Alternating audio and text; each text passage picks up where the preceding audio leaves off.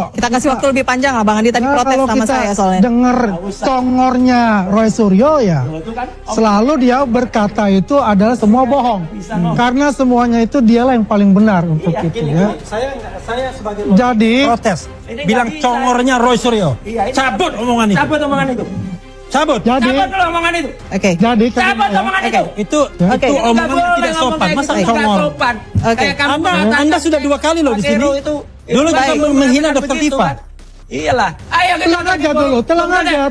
Bukan soal tenang. Boleh saya closing statement? Udah gak usah. Ya. Silakan closing. Boleh saya closing statement? Baik. Boleh saya closing statement? Ada perbicaraan itu, Bang Andi. Bohong. Bagaimana? Gak punya prestasi kayak gini apa?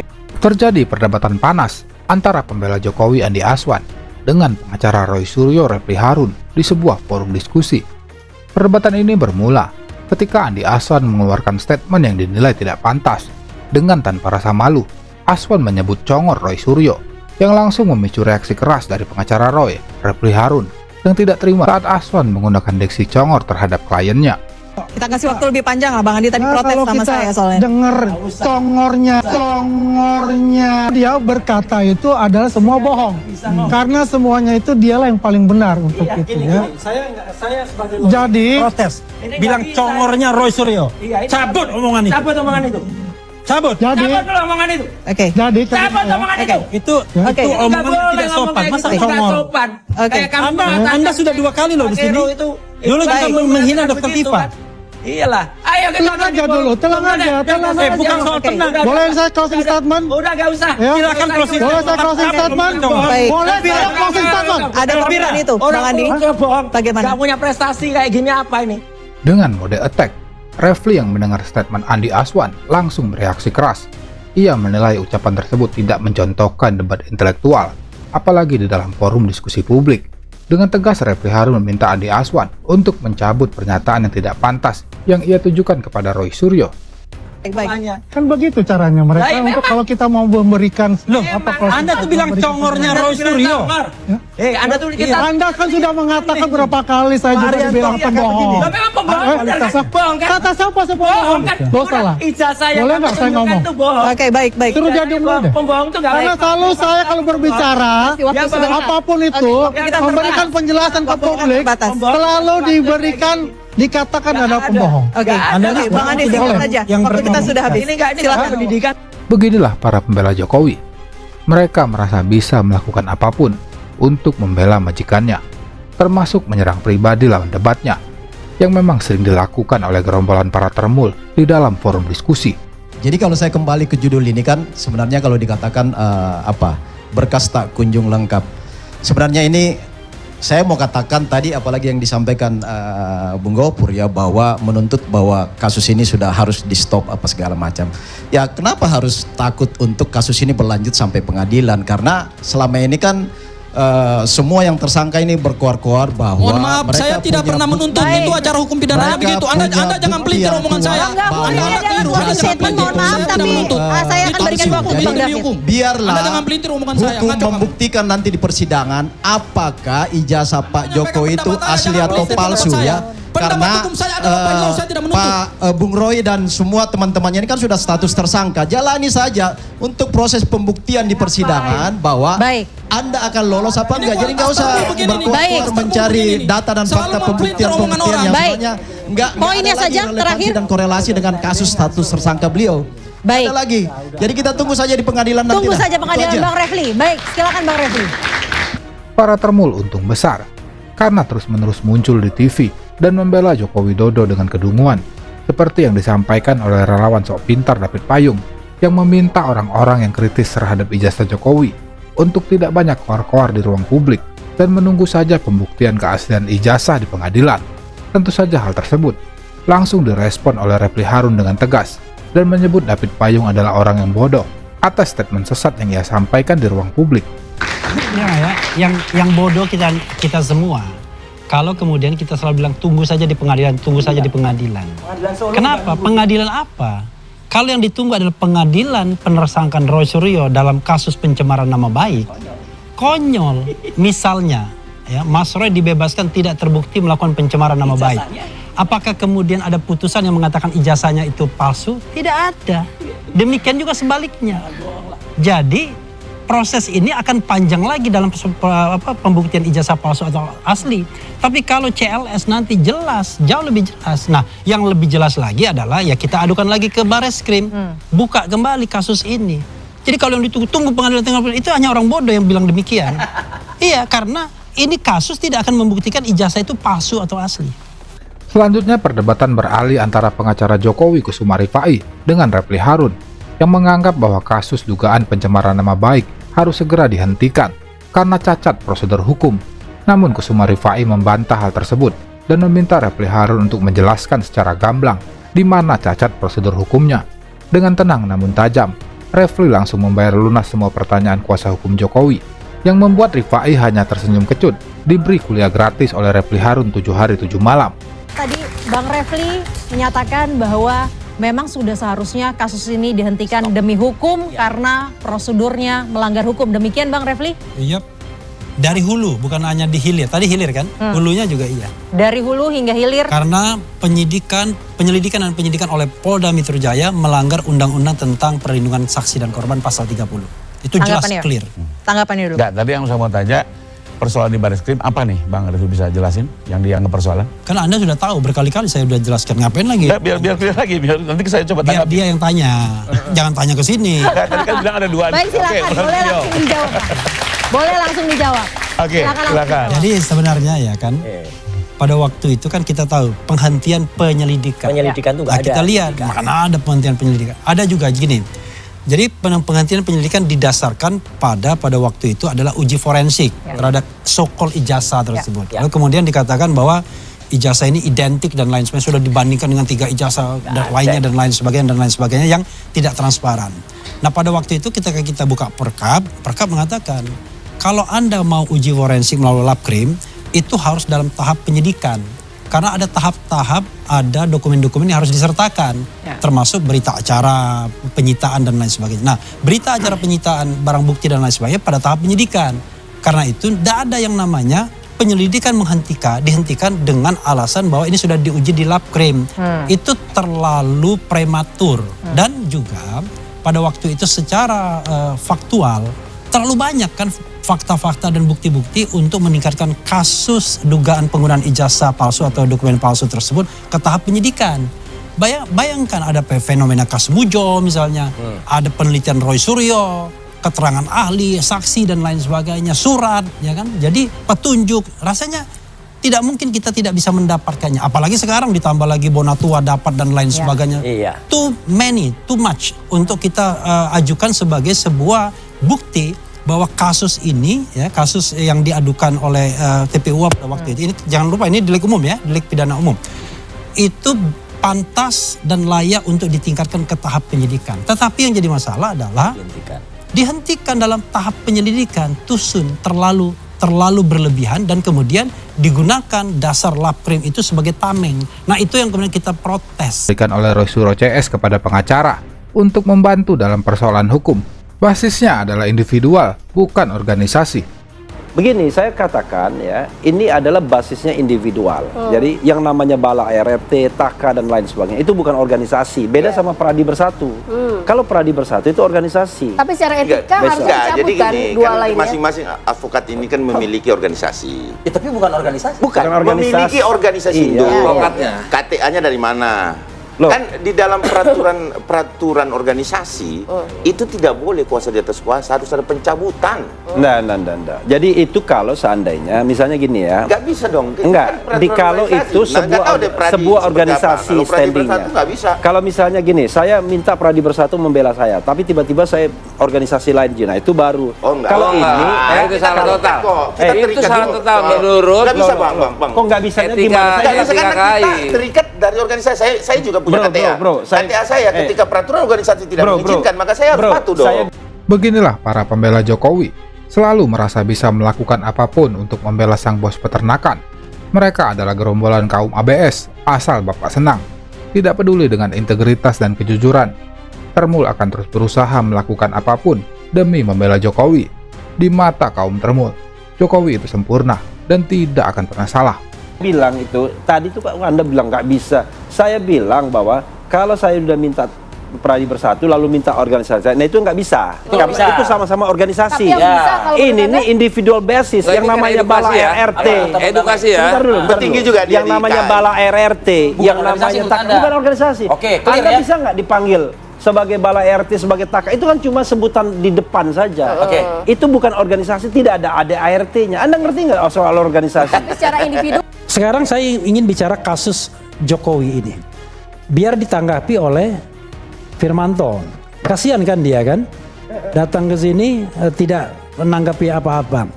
Kami ini terikat kode etik sesungguhnya di antara lawyer Troya. Troya itu Tifa Roy Associate ya. Advocate, sorry. Tifa Roy's Advocate. Kami tidak mau melayani lagi orang yang tidak jelas standingnya. Saya mau melayani cuma lawyer to lawyer, biar apple to apple. Ngapain saya melayani Rasman dengan mohon maaf ya? Mengapain saya melayani Andi Azwan? Tapi masalahnya adalah nggak banyak lawyer sana, nggak banyak yang membela Jokowi secara formal mendapatkan power of attorney, mendapatkan surat kuasa. Yang ada adalah orang yang standingnya nggak jelas sebenarnya. Nah lalu kita harus menjawab mereka. Pengacara Roy Suryo Refli Harun memberikan tantangan terbuka kepada pengacara Jokowi untuk berdebat masalah hukum dalam persoalan ijazah Jokowi. Momen itu terjadi ketika Refli Harun mengungkapkan bahwa ia sudah muak dan jenuh berdebat dengan para termul seperti Andi Aswan dan Rasman Nasution karena tak mempunyai pikiran dan legal standing saat membela Jokowi. Tentu saja pernyataan menohok itu membuat para termul hanya cengar-cengir menahan malu saat disekakmat dengan telak oleh Refli Harun. Kalau standingnya jelas, misalnya Firman mengatakan dasar hukummu salah, oke kita berdebat, ya kan? Berarti ada pembelajaran publiknya. Nah, karena itu saya ingin menantang Firman aja lah berdebat, ya kan? Daripada yang lain yang nggak jelas standingnya. Oke. Saya ingin mengatakan, kecuali nanti besok-besok Rasman minta, Pak Jokowi minta dong surat kuasa, saya juga pengen, ya boleh. Baru kita berdebat, ya kan? Andi Aswan kan nggak mungkin, bukan lawyer soalnya. Gitu. Nah, begini, ini tesis saya ya. Siapa sih yang sebenarnya takut, ya kan? Saya ini ke Firmanto ini ya, karena ini khusus untuk lawyer to lawyer. Siapa sih sebenarnya yang takut sidang ini? Ya, takut apa? Takut bahwa kasus ini disidang, ya kan? Tenang, jangan dibawa dulu mic-nya, saya belum selesai, nangis sudah selesai, baru nanti mic-nya diambil ya. Saya merasa yang takut justru Jokowi. Nah, lewat Arief Ihsan inilah banyak saya dapat informasi. Dan pada waktunya Arief ini akan keluar dan akan buat laporan terhadap Michael Sinaga. Bongkar aja. Nah, apa yang mau saya katakan? Setelah saya mendengar dari Arief Ihsan, kemudian saya berkomunikasi dengan Rismon. Bertelepon hampir 45 menit, Bung Andi. Dan di situ tergambar oleh saya nggak bicara tentang 50 miliar, saya nggak bicara tentang 5 miliar. Tapi yang saya dengar dari penjelasan dia bilang, kasih contoh begini, Bang, kami itu sering bertemu di 2 rumah makan. Inisial L dengan inisial R. Oke? Di situ sekali makan, satu orang itu bisa 300.000. Abang bayangkan kami berapa kali bertemu di situ, dan setiap orang yang datang bebas makan, ini kira-kira bohirnya siapa? Kenapa saya membela Mas Roy? Karena Mas Roy ini duitnya banyak sekali, kayanya minta ampun, ada ribuan triliun. Dan dia bekas penguasa 10 tahun. Misalnya kayak Makanya tuh saya bela Mas Roy mati-matian. Karena saya berharap nanti akan dapat proyek, pekerjaan, kemudian uang dari Mas Roy. Nah, jelas kan? Kenapa saya bela Mas Roy? Baik. Berniat ingin menyudutkan Roy Suryo dan Refli Harun melalui isu bohir yang dihembuskan oleh para cebokers Nusantara. Para pembela Jokowi yang diwakili oleh Andi Aswan dan Rasman Nasution malah dibuat gelagapan ketika Refli Harun balik mempertanyakan siapa bohir di balik Andi Aswan dan Rasman Nasution yang terkenal sangat vokal saat membela penguasa, terutama mantan Presiden Joko Widodo. Kalian berdua ini ada bohirnya nggak? Nggak ada, nggak ada kita. Ya. Nggak ada, Bang. Andi Aswan pernah mendapatkan aliran dana dari Jokowi sehingga semangatnya minta ampun. Cek sekalian ya, cek Ya. saya dengan Boleh, Pak Jokowi cek. dari 2012. tidak pernah saya tanya, yang pekerjaan namanya Anda apa? Pekerjaannya apa? Lulusan mana? Lulusan apa? Konsentrasinya Pekerjaan Anda apa orang ini? Apa pekerjaan Anda? Apa penghasilan Anda? Baik. Anda nggak perlu tahu. Baik. Baik, Mbak Refli boleh dijawab dulu. Saya Saya tanya Azwan. Saya tanya Azwan, bukan tanya itu. Dalam momen ini, para termul terlihat panik dan langsung tarik urap leher saat mereka diserang balik dengan isu yang mereka hembuskan sendiri. Selanjutnya, Refli Harun mengajak masyarakat untuk berpikir kritis terhadap isu bohir yang sengaja diglorifikasi oleh para pembela Jokowi. Karena hal tersebut lebih layak kita pertanyakan kepada para pembela Jokowi, apakah mereka membela tanpa pamrih, atau ada hal lain di balik kengototan para termul yang selalu saja membela Jokowi dengan membabi buta. Ya, jadi begini, kan saya katakan no freelance, tidak ada makan siang yang gratis. Ya. Kalau kita berdiri empat ini ya, lalu pemirsa sekalian silakan Anda menilai ya, kira-kira yang potensial di sundut uang itu siapa? Saya, Refli Harun, Mas Roy, ya, Rasman, ataukah Andi Azwan? Saya tidak nanya beliau, tapi saya nanya pemirsa sekalian. Jadi saya mengatakan ya, kalau Anda misalnya, saya membela Roy Suryo, seorang warga negara, dengan membela Jokowi yang mantan presiden yang konon uangnya banyaknya minta ampun. Jadi Anda nilai sendiri itu satu. Ya. Yang kedua ya, yang namanya soal yang kecil-kecil, kan kita bicara uang 50 miliar. 50 miliar itu harus dibuktikan. Jangan kemudian 50 miliar itu jatuhnya ke makan kecil. Kalau cuma makan saya, uang saya juga ada nih, dompet saya itu bisa bayarin makan. Kalau cuma 1-2 juta doang ya kan. Yang kita bicarakan adalah apa buktinya bahwa ada transfer 50 miliar tersebut. Kalau bisa 50 miliar seperti ini udah senang-senang, saya udah kipas-kipas ya kan. Paling tidak untuk RH 5 miliar misalnya kan. Ini boro-boro kita mendapatkan uang, kita ini keluar uang sendiri. Apapun yang kita kerjakan itu adalah berdasarkan inisiatif sendiri. Sebagai contoh misalnya, ketika mengajukan permohonan ke MK misalnya, saya itu fotokopi sendiri itu. Di rumah saya ada mesin fotokopi. Jadi bikin berapa rangkap tuh fotokopi sendiri. Jadi semuanya sendiri. Barang dan alat pribadi digunakan? Iya, karena memang kita bekerja pro bono. Mas Jadi Roy menurut ini, Anda timnya Bang Andi nih yang ada bohirnya? Ya, bukan, saya nggak. Bohirnya kan pasti ada kan, Pak Jokowi kan bohirnya kan. Iyalah. Perkara kemudian Pak Jokowi apakah mengalirkan dana atau tidak, saya tidak tahu. Tapi masa sih ada makan siang yang gratis, ya? No freelance. Tidak ingin kehilangan muka, para pembela Jokowi mencoba membela diri dengan mencari pembenaran. Namun bukan termul namanya. Jika tidak berkelit dengan cara yang konyol, semakin termul berkelit, maka semakin tampak kebodohan dan sikap yang tidak konsisten dari para pembela Jokowi. Di momen ini Refli Harun semakin menyudutkan Andi Azwan dan Rasman Nasution dengan pernyataan sindiran tajam yang begitu menohok dan membuat termul pusing kepala dibuatnya. Kemudian lamanya, artinya yang angka 50 itu bukan dari Rismon. 50. Saya, Rismon tidak mengatakan saya 50 M. Tidak mengatakan itu. Tapi dia mengatakan bahwa ada dugaan bohir di belakang ini. Nah, bagaimana men-tracking itu? Dia bilang begini, Bang, kan kami hampir beliau ini loh. Di rumah saya itu bertelepon. Saya bilang begini, bagaimana bisa setahun lebih, Mon? Lae, saya bilang, karena orang Batak kan. Dia bilang, Bang, bayangin aja, Bang. Kenapa bisa lama bertahan begitu? Ya tentu ada sesuatu. Nah, sebenarnya dia nggak mau cerita banyak, tapi nanti pada waktu saya akan ungkap. Baik, terima kasih. Bang Rasman, saya ke Bang Refli. Ada bohir di belakang. Duga ada bohir. Lagi-lagi, Bang. Gini loh, kalau kita mau bicara tentang kaidah jurnalistik ya, kalau kita bicara mengenai satu isu, Anda harus klarifikasi.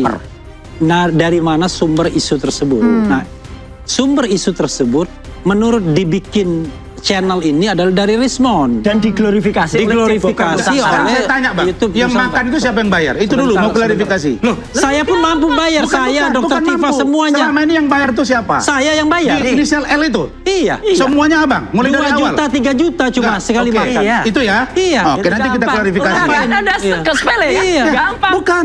Kan saya butuh jawaban kan, sama dengan Bang Refli tanya saya, ada bohir nggak di belakang kami? Baik, sudah dijawab, artinya Bang Refli yang membayar. Bro, iya. Anda mempermasalahkan 2 juta, 3 juta, sementara kecil.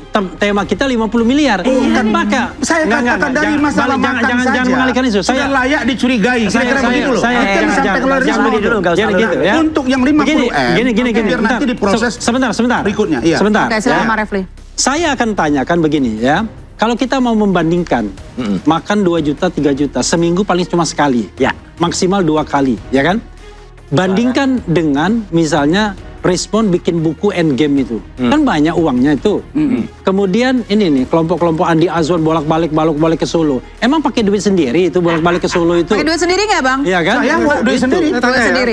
Saya duit sendiri. Oke, Bang Rasman duit sendiri. Bang Andi silakan.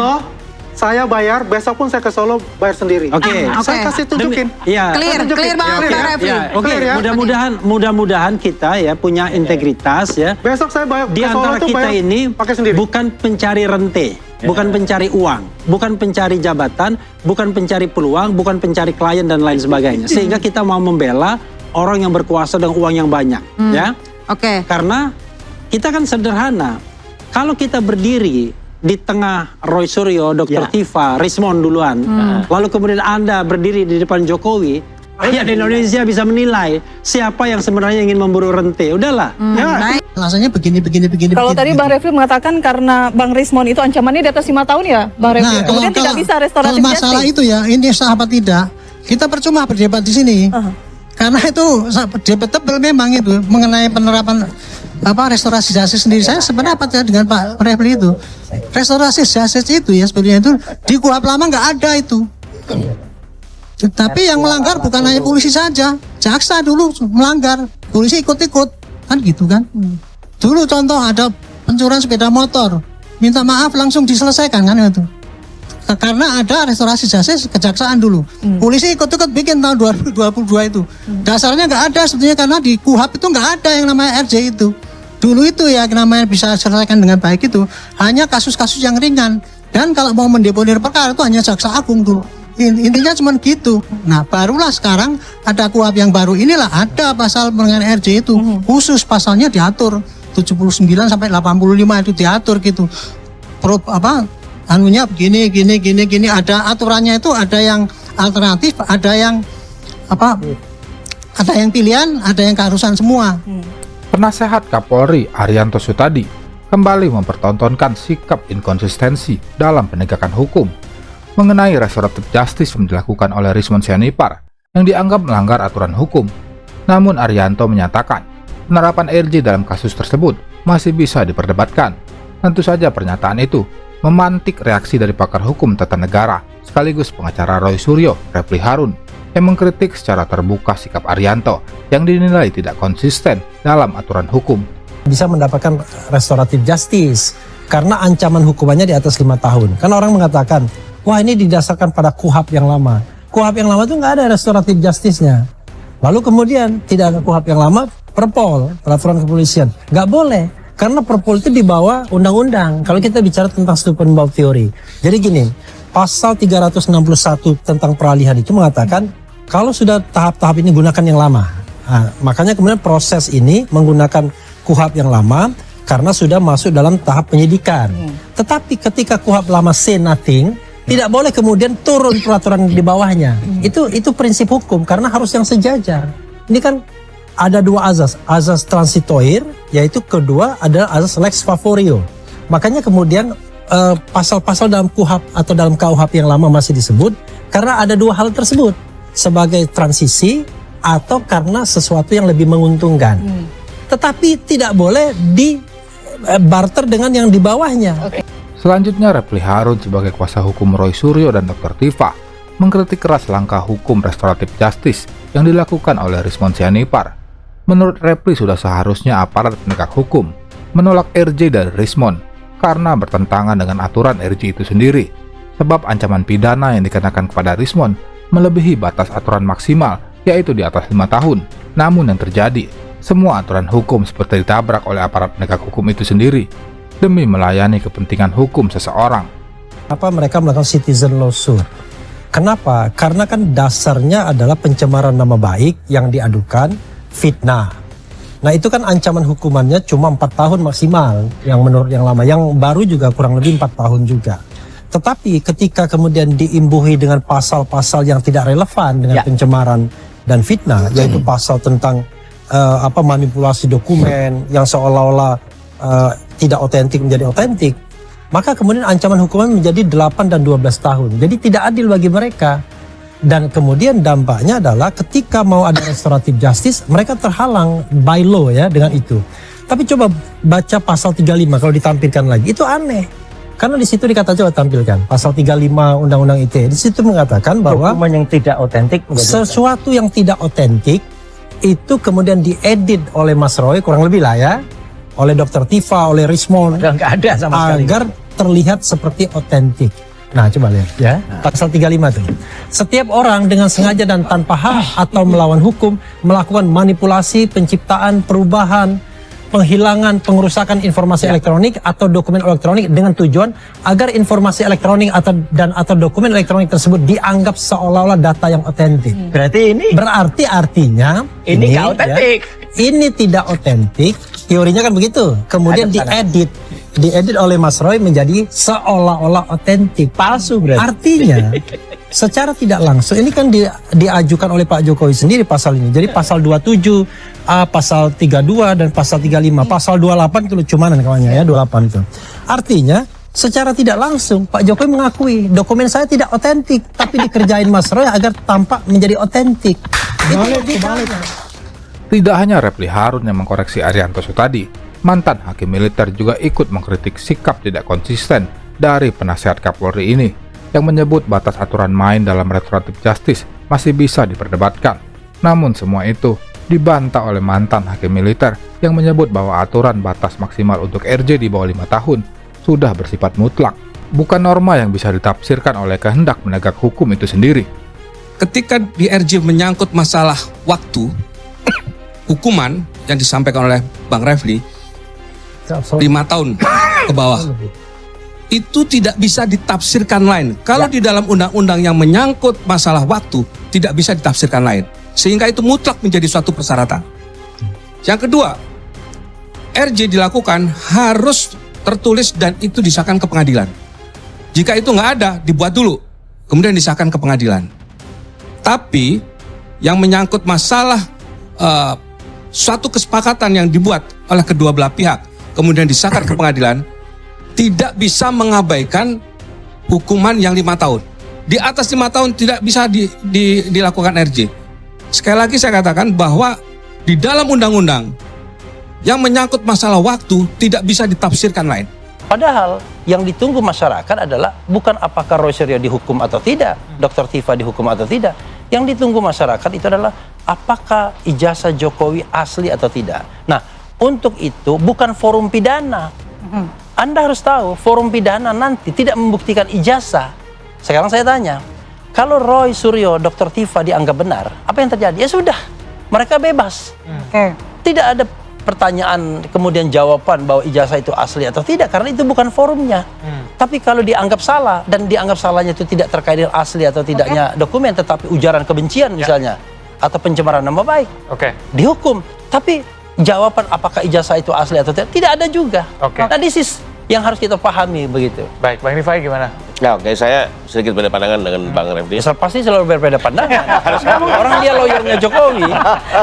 Terjadi adu logika hukum antara pengacara Jokowi, Kusuma Rifai, dengan pengacara RRT Refly Harun, yang menilai forum pengadilan dugaan pencemaran nama baik yang dilakukan RRT terhadap Jokowi tidak akan membuktikan keaslian ijazah Jokowi.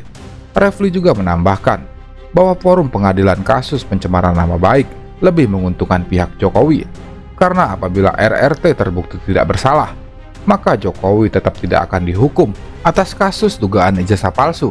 Jadi yang perkara yang berlangsung ke perkara pidana ya. Jadi perkara pidana ini sebenarnya kalau nanti dinyatakan Bang Roy dan kawan-kawan ini betul melakukan fitnah, maka dengan sendirinya dipertimbangkan ijazah ini secara hukum sah atau asli. Mana ada putusannya? Tapi kalau ternyata dia dibebaskan, berarti dianggap ijazah ini palsu atau bermasalah. Ini kan dua sisi, karena kan ini adalah arti amar putusan ijazah palsu atau tidak.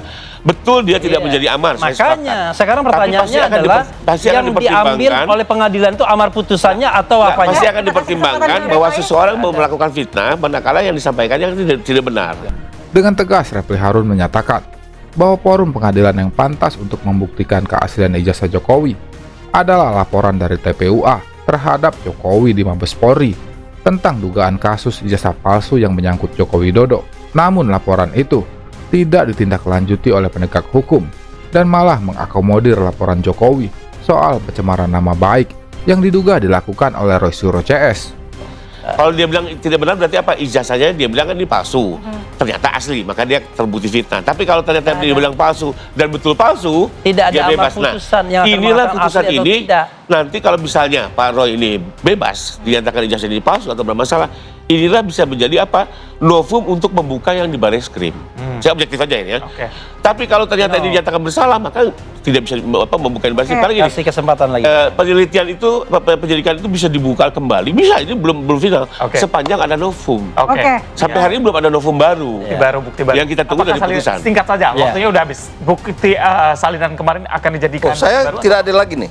Waktunya habis. Harusnya sedikit saya Ya tetap dong, pasti kita akan ajukan sebagai bukti baru.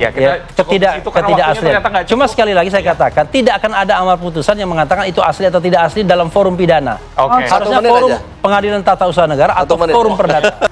Yang punya standing Jokowi atau lawyernya, yang punya standing Jokowi atau lawyernya, Itu yang saya katakan yang tadi. punya standing Jokowi atau lawyernya, yang kalian yang punya cuma standing remeh-temeh Jokowi atau saya lawyernya. maksud itu seperti itu. Ya gini. Yang remeh-temeh itu Anda mengutip prinsipnya. Anda mengutip tanggal saja salah. Kok salah? Saya ingat tadi yang 22 Maret. Pengamat hukum tata negara Refli Harun mencecar dan meluluh lantakan semua argumen ngawur Waketum Projo Freddy Alex Damanik saat sedang membela Jokowi. Freddy menyampaikan pembelaannya tentang laporan Jokowi yang sudah sesuai aturan hukum. Freddy juga mengatakan semua yang diucapkan Refli Harun itu remeh-temeh. Namun yang terjadi, Freddy yang dibuat jadi remeh-temeh oleh Refli Harun. Nggak bisa, delik aduan itu terlapornya nggak ada. Yang bilang nggak jelas terlapornya siapa?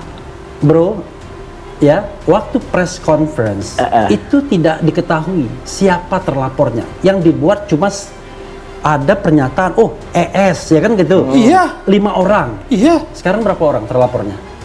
Itu sekarang, enggak, saya tanya sekarang berapa orang itu terlapor? kan dalam proses penyidikan. Nah, dengar dulu. Anda keliru. Dengar dulu, Bang. Itu bro, sprindiknya. Bro. Ini udah keliru. Bukan, sprindiknya sudah 4. Udah keliru. Sprindiknya sudah 4. Anda pernah nggak mendengar terlapor namanya si Tian itu? Siapa namanya itu? Terlapor namanya Tian itu. Ya. Yang lapor aja nggak kenal, saya aja nggak ngerti namanya itu. Satu lagi biar ya, clear. Sprindiknya sudah 4. Bro, saya menjawab ini ya tadi pertanyaannya. Yang terjadi adalah karena entertain tadi, ketidakprofesional polisi. Dia mengentertain kasus ini. Pak Jokowi sendiri, pernah Anda dengar mengatakan, saya tidak melaporkan 12 nama itu. Pernah nggak Anda mendengar? Pernah nggak Anda membaca itu? Pak Jokowi satu kesatuan dengan lawyernya, Bang. Loh. Iya, sekarang iya bukan. yang punya standing lawyernya atau Pak Jokowi? Loh.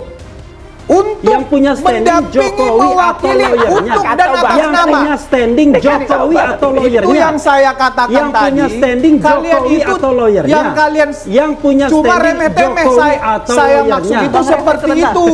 Ya gini. Satu itu lagi. yang saya maksud kalian remeh-temeh seperti itu. Loh, saya akan jawab. Yang saya katakan prinsipnya. prinsipnya yang saya katakan itu ilmu hukum, proses penegakan hukum yang benar. Yang remeh-temeh itu Anda. Anda mengutip prinsipnya. Anda mengutip tanggal saja salah. Kok salah? Saya ingat tadi yang 22 Maret.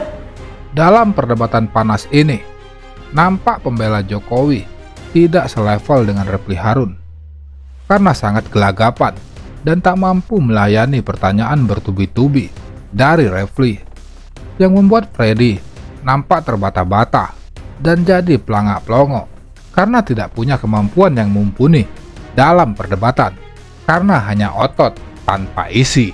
Kalau dilihatnya ini memenuhi unsur tindak pidana ditingkatkan. Tetapi dalam kasus ini karena ditumpangi delik pidana umum, maka polisi aktif nyari-nyari. Pak Jokowi sendiri ngaku, katanya, saya tidak melaporkan 12 orang itu. Lalu siapa yang melaporkan 12 orang itu? Itu kan ada 2 kemungkinan, dilaporkan oleh 5 kelompok lainnya, atau polisi yang cari-cari. Jadi saya, ya bro, saya tidak mengkritik laporan yang namanya dari pihak Pak Jokowi dan lawyernya. Itu terserah mereka.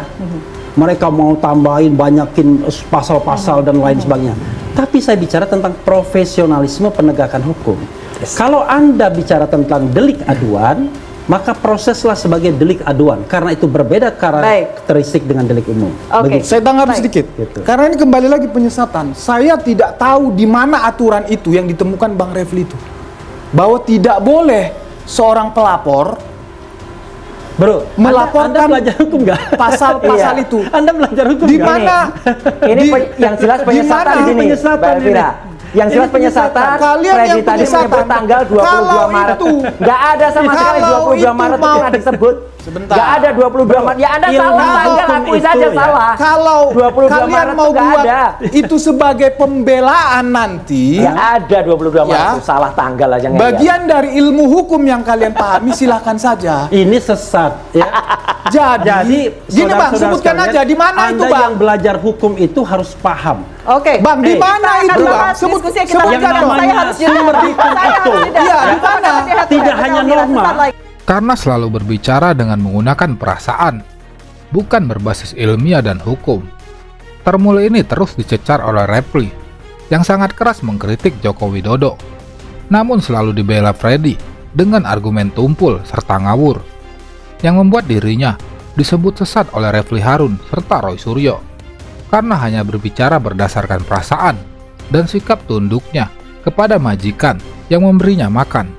Itu sebagai pembelaan nanti. Ya ada 22 Maret itu salah tanggal aja. Bagian dari ilmu hukum yang kalian pahami silahkan saja. Ini sesat ya.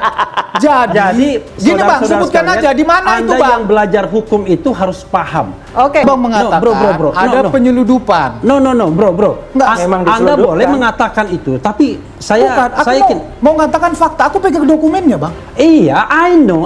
Saya mau jelaskan. Aku cuma mau bilang penyelundupan hukum itu dalam tanda kutip, enggak?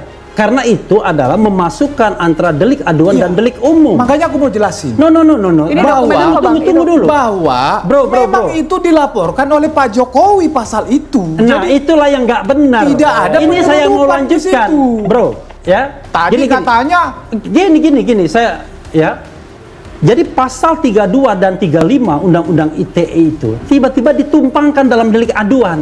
Padahal itu bukan delik aduan, bukan pasal delik aduan. Lalu yang namanya lima kelompok yang mengadukan menggunakan pasal lain, ada pasal 160 penghasutan dan lain sebagainya. Padahal yang harus dibuktikan itu adalah apakah ada pencemaran, apakah ada fitnah. Oke. Nggak benar nih yang disampaikan Bang Rafli ini juga penyesatan. Setiap warga negara. Gini, saya berkeberatan kalau Anda ngomong penyesatan. Karena saya kan tidak pernah mengatakan Anda penyesatan. Ya nanti Abang bilang aja aku penyesatan. Yang saya katakan ini sangat ilmiah dan Anda silahkan bantah dengan secara ilmiah juga. Kita buktikan siapa yang sesat. Silakan Anda katakan. Yang namanya proses hukum itu, kalau Anda mengadukan delik aduan, maka harus menggunakan pasal-pasal delik aduan. Jangan Anda tumpangi dengan delik pidana umum. Karena dua hal ini berbeda karakteristik. Kalau delik aduan, maka polisi lebih bersikap pasif. Polisi tidak boleh nambah-nambah barang bukti. Polisi hanya membuktikan apa yang dilaporkan. Jadi dalam melaporkan itu, jelas tempus, lokus, terlapornya siapa, uraian kejadiannya, peristiwanya, statementnya apa. Disitulah yang kemudian akan diteliti oleh penyelidik. Kalau dilihatnya ini memenuhi unsur tindak pidana, ditingkatkan. Tetapi dalam kasus ini, karena ditumpangi delik pidana umum, maka polisi aktif nyari-nyari. Pak Jokowi sendiri ngaku, katanya, saya tidak melaporkan 12 orang itu. Itulah kepedulian kami terhadap peduli. Republik ini. Anda tidak peduli. Anda hanya melindungi Jokowi dengan membunuh killing the messenger. Udahlah, orang semua tahu. Sendiri tidak bisa dia benahi. Dia membenahi orang lain. Kalau kita bicara kredensial, tanya tuh lulusan fakultas mana dia? Yang harus kita pahami bersama-sama adalah Anda lulusan fakultas hukum mana? Seorang yang bernama Rismond saat ini sudah mulai kebakaran dan grupnya. Dan bisa kita tahu bahwa Bang Rismond dulu juga anti terhadap siapa Roy. Dia mengatakan Roy tidak jelas dan lain sebagainya. Boleh nggak satu pertanyaan buat saya? Anda lulusan fakultas mana? Hukum mana? Ade Darmawan. Saya tambahkan. Saya tanya. Ade Darmawan. Ade Darmawan. Ade Darmawan. Saya tanya. Anda lulusan fakultas hukum mana? Anda lulusan fakultas hukum mana? Terjadi momen memalukan ketika pembela Jokowi Ade Darmawan dibuat gelagapan oleh pengacara RRT Refli Harun yang mempertanyakan kampus tempat Ade Darmawan lulus kuliah hukum. Dicecar terus-menerus oleh Refli Harun, membuat Ade Darmawan terdiam dan mencoba menghindar. Ia hanya cengar-cengir menahan malu dan mengalihkan pembicaraan. Apakah Ade Darmawan seperti halnya Sylvester Matutina yang dijuluki kampus ruko oleh Roy dan Mustafa saat berdebat sengit? Ade Darmawan, saya tanya, Anda lulusan fakultas hukum mana? Anda lulusan fakultas hukum mana? Saya fakultas hukumnya. Saya tidak perlu Anda tahu. Tidak perlu Anda tahu. Ya, kagak perlu tahu. Ini lucu banget ini pemirsa. Ada orang yang gak kenal menyerang Harun menghilangkan Ade Darmawan lulusan mana? Tolong komentar ini di bawah. Abal-abal. Tolong komentar di bawah ini. Apa Ade Darmawan? Karena dia gak kenal saya. Tidak ingin kehilangan muka, Mas Jambul mencoba berkelit dan mencari pembenaran. Ia langsung flying victim seolah diserang dan direndahkan oleh Refli Harun. Padahal Termul sendiri mempertanyakan dan melaporkan Rismon Sianipa terkait ijazahnya. Padahal itu adalah privasi dari warga negara yang tidak memiliki jabatan publik. Namun karena Rismon sangat kritis terhadap Jokowi, maka disitulah Termul pasti akan terus menggonggonginya. Perlu dong, kita perlu tahu kita dengarkan omongannya apa nih. Sekualitas apa omongan lulusan ini? Roy dan Bang Refli ini kan, kalau saya sudah mengategorikan saya punya diri saya adalah pakar. Saya ogah tuh nanyain universitas mana. Loh, itu penting. Atau menyerang orang lain. Anda nanya yang pertama. Ijazahnya Rismon kok. Yang kedua adalah aneh itu. Menurut saya kasihan. Seorang pakar turun gunung, turun level. Ya kan? Ini kasihan ini. Bukan menanyakan Anda dari mana, fakultas apa, itu memang akan menunjukkan ijazahnya. Ada gimana? Kalau ditunjukkan sudah pernah ditunjukkan sama Rismon. Jadi gini, Rismon suatu saat sudah pernah menunjukkan itu. Kami punya video itu. Ada. Sehingga teman-teman ini meneliti, melihat itu. Oh ini ada perbedaan nih. Nah itu. Ya itu penjelasannya dari Yamaguchi enggak? Nah kemudian penjelasannya bukan dari Yamaguchi. Gini Mas Roy, sebentar, saya jelasin kalau mengenai Yamaguchi. Jadi email juga sudah kita terima. Itu yang otoritatif. Iya, yang otoritatif sudah kita terima. Dan dia menyatakan bahwa tidak pernah ada yang namanya saudara Rismon. Mana buktinya? Baik, Bapak-Bapak, kita masih akan lanjutkan perbincangan hari ini. Pemirsa, kita akan Beginilah para pembela Jokowi, selalu merasa bisa melakukan apapun untuk membela sang bos peternakan. Termul akan membolak-balikan undang-undang dan membuat tafsir hukum semau mereka. Yang penting Bapak senang, relawan pun jadi kenyang. Tidak peduli dengan integritas dan kejujuran, Termul akan terus berusaha melakukan apapun demi membela Jokowi. Di mata kaum Termul, Jokowi itu sempurna dan tidak akan pernah salah. You have ijazah fotokopi diploma yang asli, itu yang masalahnya. Anda tidak akan pernah itu takut menunjukkannya ke ijazah publik. Fotokopi Kalau yang kita menggunakan prinsip good governance, clean government, kalau Anda punya yang benar akan berani Anda tunjukkan ke publik. Berani karena benar, takut karena salah. Kalau Anda sembunyikan sesuatu hal, maka itu terlihat bahwa itu nggak benar. Watermark ya, ada lintasan merah. Dan akhirnya apa? Mereka diam semua. Klaster 1 saya hadir, mereka diam semua. Diam apa? Tidak ada kata-kata. Karena dia itu ada justru ya, ketika kita lihat apa yang dikatakan Rasul, saya memang ini tidak palsu, ikut di saya ini seorang fotografer yang sudah dikatakan ini 40 tahun nggak mungkin fotonya begini. Itu at the first place kita melihat itu. Mereka tidak punya ijazah asli, tidak mempunyai ijazah pembanding dari yang namanya alumni yang lulusannya sama dengan Pak Jokowi.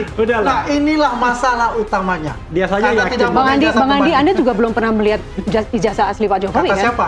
Saya mau tanya. Terjadi perdebatan sengit antara Ketua Termul Andi Aswan dengan pengacara RRT Refli Harun di sebuah forum diskusi. Perdebatan ini bermula tentang restoratif justice terhadap dua orang tersangka, Egy Sujana dan Damai Hari Lubis, yang kasusnya di SP3 oleh kepolisian. Dalam perdebatan kali ini, Aswan merasa di atas angin dan terus ngotot membela junjungannya. Namun yang terjadi, Aswan malah diskakmat oleh presenter cantik yang mengatakan, apakah Aswan sudah pernah melihat ijazah asli Jokowi? Anda lihatnya di mana? Kata siapa saya mau tanya? Saya justru tanya. Nah, saya tidak mau mengatakan apakah saya melihat atau tidak. Yang jelas, dia. Ya, ketika saya melihat itu saya bilang sudah paham. Tapi Anda lihat aslinya? Oke? Anda lihat aslinya? Lihat. Di mana? Posisi di mana waktu itu pas lihat? Itu udah lama. Ini Udah bukan lama, lagi ya? ditahan ya, sudah Dan lama. yang paling lucunya Jadi saya nggak usah bicara, kita sekarang fokus aja yang saya katakan. Ijazah beliau adalah asli, yang dilakukan oleh Rosuryo dan kawan-kawan itu adalah ijazah yang dikatakan punya Dian Sandi. Kalau kita lihat resolusi foto itu sangat, saya tantang kepada Anda. Kalau melihat resolusi foto itu 225 lalu kita kata, uji sama-sama. itu kelihatan. Nggak berani dia. Yang namanya gitu. watermark dan Nggak berani. Kalau Dian Sandi itu kecil sekali. Yang berani hanya dia. bisa dibuka ya dengan menggunakan ya open source software yang namanya Mantiuk atau Fatal Etol Suryo. Dan itu saya sudah katakan dan saya sudah buka untuk itu. Ya. Iya, ijazah dan kelihatan semua. Scan asli yang palsu itu ya. Yang begitu disampaikan. Bukan otentik ya Bang, asli. Asli. Bagaimana kau bilang kita ini? Dicecar pertanyaan tajam oleh presenter cantik, membuat Aswan nampak emosi dan tidak terima karena pembelaannya terhadap Jokowi diragukan oleh sang presenter. Namun yang terjadi bukannya berhenti mencecar Andi Aswan. Presenter cantik dan cerdas ini malah semakin membuat Andi Aswan jadi gelagapan dengan pertanyaan tajam yang membuat otak ketua Termul jadi ngebul karena secara tidak langsung otaknya dipaksa bekerja melebihi batas kemampuan berpikirnya. Kalau gini kita kita fokus apa yang telah dilakukan itu ya, artinya dengan adanya dari TPUA ya Bang Egy Sujana yang sebagai komandernya gitu kan, dia diberikan RJ. Nah ini kan menarik mengedepankan bahwasannya Pak Jokowi itu bukan tipe orang yang pendendam. Pak Jokowi itu adalah orang yang mau mendengarkan ya, dan juga punya empati yang besar ya. Empati yang besar masa nggak nunjukin ijazah dari dulu? Loh, udah kapan tidak diundukan? Udah hampir setahun. Kapan tidak diberi diperlihatkan ijazah beliau? Tersangka pun melihat kok ijazah beliau. Refli juga melihat ijazah beliau. Bener Bang. Di gelar perkara khusus. Yang ada embosnya. Sokol ijazah. Terserah mau persepsi mereka, mau kata gini, yang jelas sudah diperlihatkan di penyidik. Ya itu baru 15 Desember. Tapi gini, sekarang coba kita berhipotesa, sekarang iya. ijazah yang asli, yang ngakunya asli ditunjukkan ke kita tidak punya kapasitas untuk menilai itu asli atau tidak. Makanya itu di pengadilan nanti ditentukan itu. Ya kita mau berbusa-busa bicara masih akan mempertahankan masing-masing. Ya pembenaran itu kan begitu. Apakah dia bisa nih? Sedangkan gini lah, kalau kita bicara laboratorium forensik kepolisian sudah, mereka minta independen. Ya kita nggak ada masalah mau pakai independen juga monggo.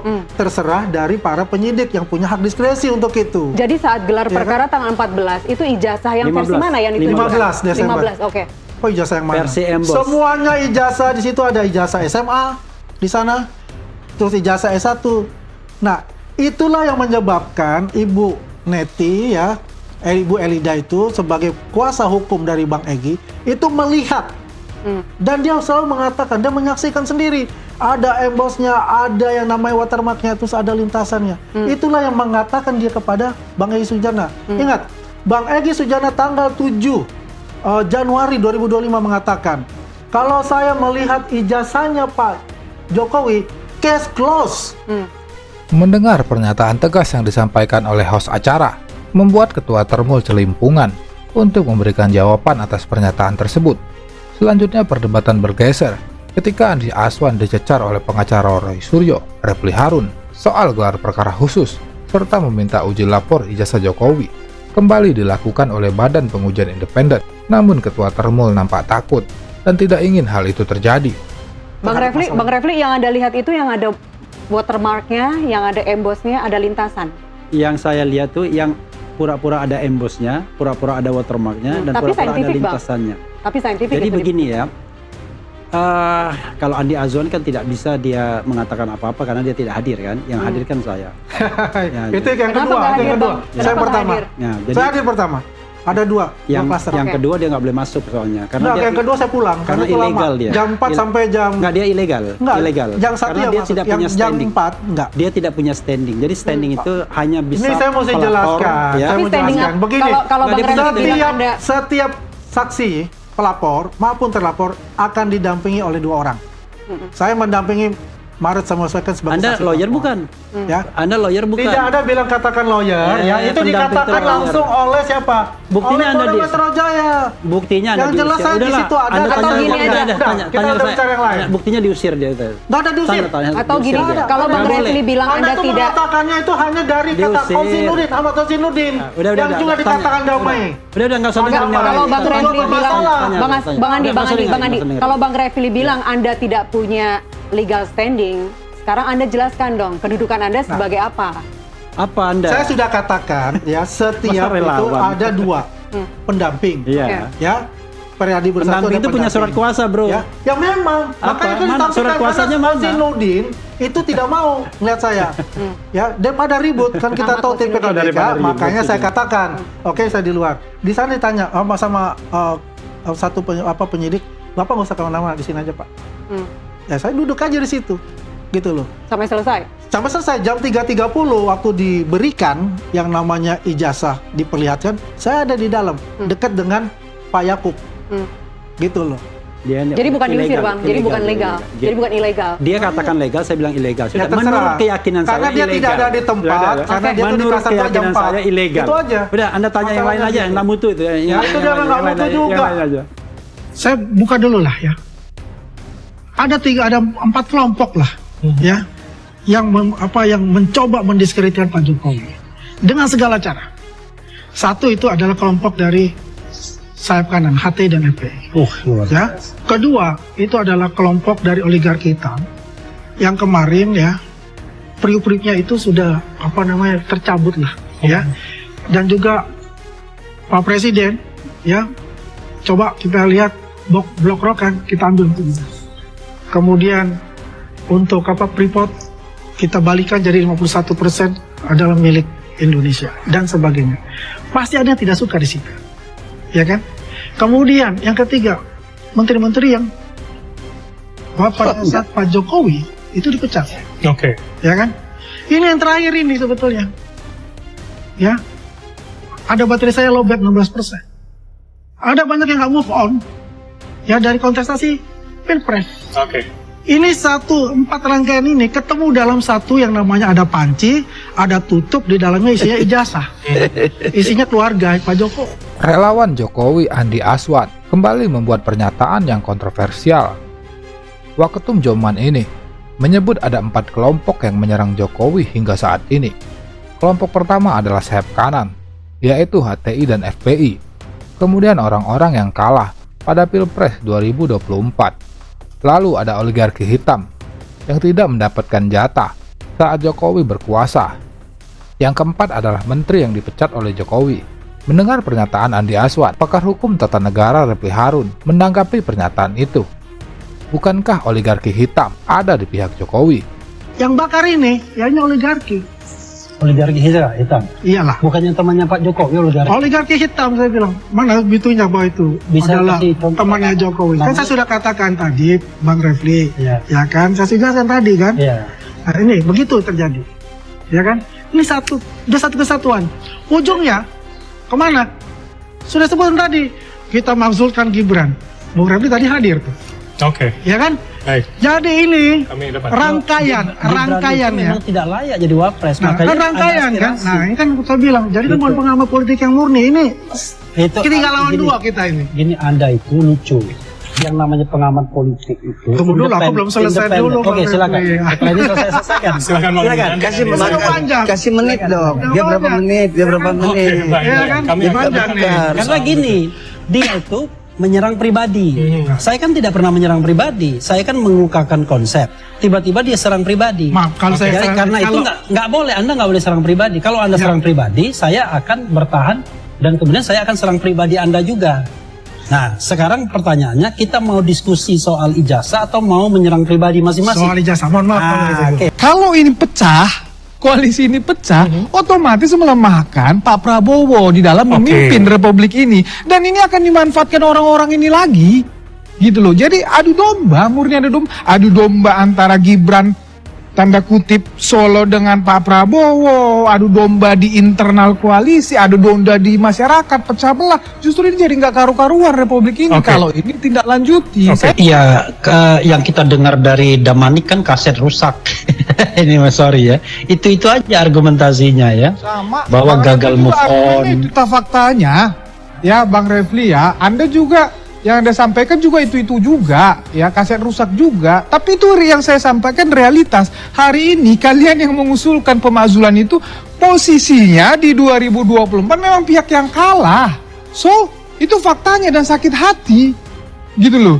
Jadi ngomongin dengan Damanik yang lagi berkuasa jadi komisaris BUMN yang dekat dengan agak berat bro. Kita ini bicara tentang rasionalitas. Ini kita bicara bangsa yang besar, ya kan?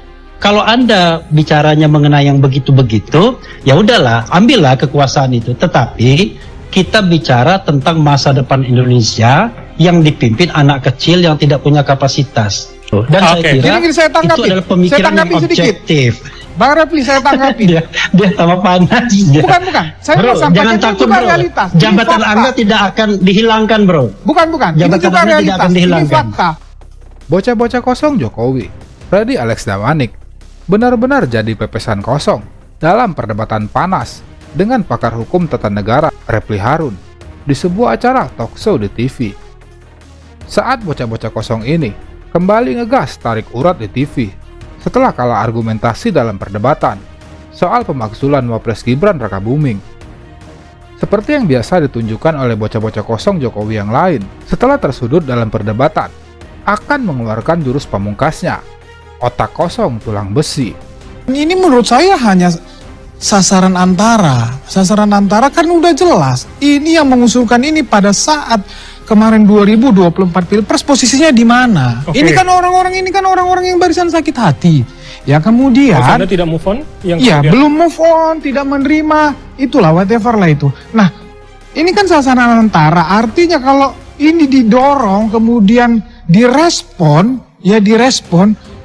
katakanlah terjadi ini, artinya itu kan melemahkan Pak Prabowo sendiri. Pak Prabowo kan jelas tidak mau dong. Kalau ini pecah, koalisi ini pecah, otomatis melemahkan Pak Prabowo di dalam memimpin Republik ini. Dan ini akan dimanfaatkan orang-orang ini lagi. Gitu loh. Jadi adu domba, murni adu domba antara Gibran tanda kutip Solo dengan Pak Prabowo, adu domba di internal koalisi, adu domba di masyarakat, pecah belah. Justru ini jadi nggak karu-karuan Republik ini kalau ini tindak lanjuti. Iya, yang kita dengar dari Damanik kan kaset rusak. Ini mas sorry ya, itu aja argumentasinya ya. Sama, bahwa gagal move on, kemudian adu domba begitu ya, kemudian sasaran antara. Kalau saya melihatnya tidak ya, gini. Kalau kita lihat misalnya soal bagaimana kekuatan presidensial gitu ya, presidensial system. Jangan lupa bahwa Gibran itu tidak didukung oleh satu partai politik pun saat ini. Tidak belongs to any political party. Dulu dia bagian dari PDIP tapi kan sudah keluar. Nah, kalau seandainya kalau kita bicara konstelasi politik, kalau misalnya Gibran tidak ada, ini kita bicara hitung-hitungan. Maka sesungguhnya kohesivitas dari pemerintahan itu nggak akan terganggu juga. Awalnya perdebatan bermula ketika Waketum Projo Freddy Alex Damanik membela Wapres Gibran dari isu pemakzulan dengan menggunakan narasi bahwa orang-orang yang menginginkan pemakzulan hanyalah barisan sakit hati dan tukang adu domba. Namun Refli Harun langsung membayar lunas pernyataan dari bocah kosong Jokowi ini dengan mengatakan pernyataan Freddy seperti kaset rusak yang terus diputar ulang. Dan statementnya selalu sama. Coba bayangkan, yang mengajukan ini purnawirawan TNI. Presidennya purnawirawan TNI. It doesn't make sense, tidak masuk akal kalau seandainya Gibran dijadikan sasaran antara untuk menggebuk Prabowo. Justru kalau menurut saya, yang terjadi hari ini adalah hampir semua orang punya imajinasi bahwa yang tidak setuju Gibran dan Jokowi, kalau Prabowo itu dipisahkan dari Jokowi dan dipisahkan dari Gibran, maka jauh pemerintahan Prabowo ini akan mendapatkan dukungan dan legitimasi lebih luas dari masyarakat, dan kemudian juga akan jauh lebih kuat pemerintahannya karena akan memiliki wakil presiden yang workable, siapapun dia, tetapi asal dia punya katakanlah tingkat kualitas dan katakanlah kapasitas, maka kemudian akan workable dan akan membantu Prabowo.